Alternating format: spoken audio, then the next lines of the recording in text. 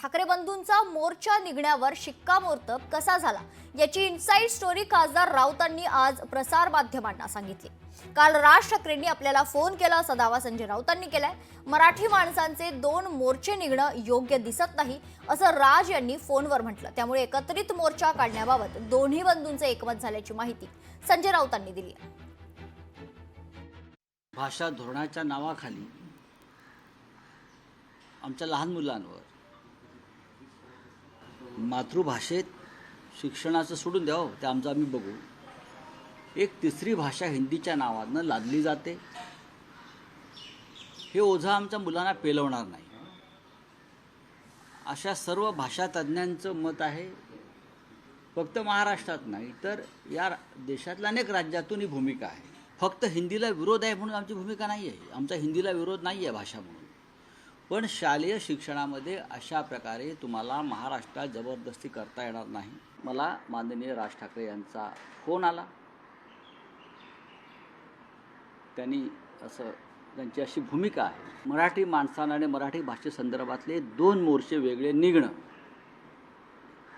हे बरं दिसत नाही। हे एकत्र आंदोलन झालं तर त्याचा जास्त प्रभाव पडेल आणि मराठी भाषकांना त्याचा आनंद होईल। आणि मी पुन्हा मातोश्रीत गेलो, माननीय उद्धवजींना सांगितलं की असा मनसे प्रमुखांचा दूरध्वनी आत्ता झाला माझ्याशी, एकत्र आपण जर करणार असू तर माझी काही अडचण नाही आहे या संदर्भात। एक तर आपण त्यांच्याशी चर्चा करू, 7 तारखेत त्याने सहभागी व्हावं आमच्या मोर्चामध्ये, किंवा ही तारीख आपण 5 तारखेला करावी। त्यानुसार मी परत माननीय राज ठाकरे यांच्याशी चर्चा केली, त्यांना विनंती केली की असं शिवसेना पक्षप्रमुखांचं म्हणणं आहे। त्यांनी तात्काळ त्याला होकार दिला। हा राजकीय अजेंड्याशिवाय मोर्चा असेल, एकच अजेंडा मराठी भाषा, कोणताही झेंडा नाही। आणि आपण सगळे त्याच्यामध्ये मराठी भाषेत म्हणून सहभागी होऊ आणि त्याला माननीय उद्धव ठाकरे साहेबांनी मान्यता दिली। ते मनाने एकत्र आलेलेच आहेत।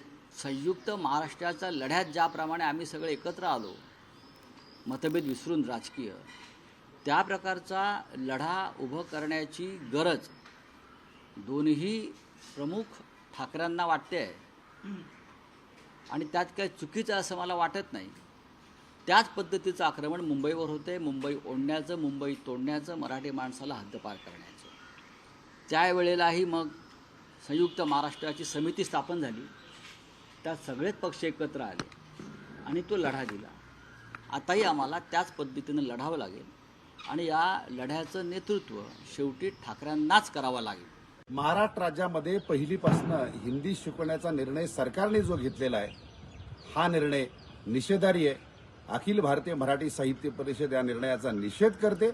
खरं तर मराठीची वैभवशाली संस्कृती आणि मराठी भाषा जी आहे ही संकटात आलेली आहे, म्हणून महाराष्ट्रातल्या प्रत्येक मुलकी मराठी माणसांनी या निर्णयाला विरोध केला पाहिजे आणि आपली मराठी अस्मिता जी आहे ती जोपासली पाहिजे।